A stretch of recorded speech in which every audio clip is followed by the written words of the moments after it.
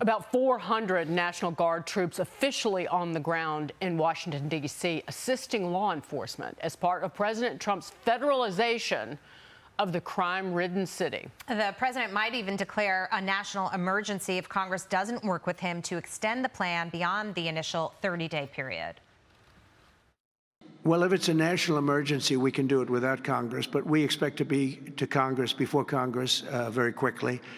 And again, we think the Democrats will not do anything to stop crime, but we think the Republicans will do it almost unanimously. We're going to be asking for extensions on that, long-term extensions, because you can't have 30 days. Naturally, the leftists are up in arms and over all of this, doing the only thing they know how to do, which is protest. Amid this D.C. takeover, Crowds on Demand, a company that facilitates paid protesters, has seen a 400% increase in inquiries compared to the same period in 2024. Its CEO, Adam Swart, joins us now. To protest what, Adam?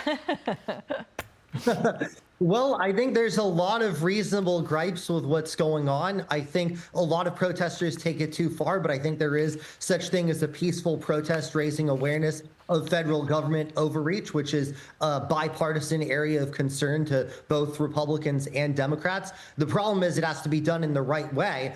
And as a sort of recovering Democrat myself, I find myself between a rock and a hard place because on the one hand, I don't like federal government overreach, whichever party does it. But on the other hand, DC is dangerous and our cities are dangerous.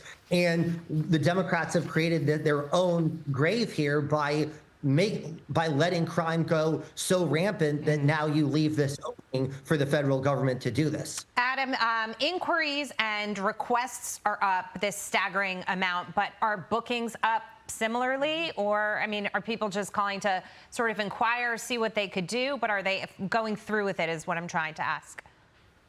Well, it's a mix. I mean, we are in the news a lot for what we don't take on as much as what we do take on. And we have to be very judicious in our requests at Crowds on Demand, because not only are we only engaged in, of course, legal, peaceful protests, but we also want to make sure that everything that we do is effective. So we are evaluating requests right now. We haven't taken on anything thus far because we're evaluating requests that focus on the issue of federal government overreach, but that address the idea that we need more police, we need safety in our major cities. And what I think Trump has done is actually put a wake-up call for our major cities to say, hey, if you don't make your cities safe, you're going to have this major issue of separation of powers. So we're evaluating these requests. We haven't taken anything on yet because we want to be judicious and we don't want to take on anything that even puts any of our people at risk or risks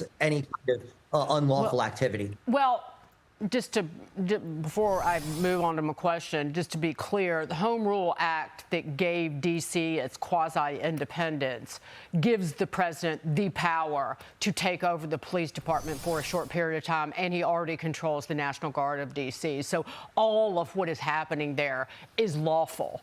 Adam, give me an example of a protest that you've turned down recently.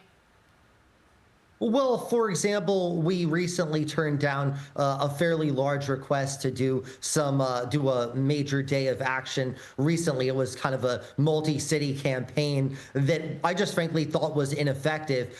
My challenge with the Democrats is that while I share some of their trepidation at some of this administration's policy, I think that they are going about it in absolutely the wrong way. They need to be in the business of persuasion. Crowds on Demand is in the business of persuasion, not merely adding to the noise. And I think what I'm seeing with a lot of these protests and a lot of the requests that we're getting, that's why I'm on your program, is to highlight, stop the noise and start trying to persuade people who are in the middle or on the other side. And I feel like it's falling on deaf ears. And that's why I'm out there in the media pretty frequently telling Democrats, I'm saying no to protests that are just creating noise. I want to persuade people to think about things a different way. And until they do, I'm going to keep rejecting a lot of these requests.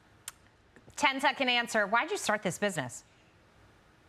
Well, because I want to be a catalyst for people creating movements and building their brand in unconventional ways. We're often the on the side of the underdog. We're actually the David versus Goliath in so many cases. We let people get their voice across, whether it's Adam, thank you. yeah. Never forget the victims of the underdogs.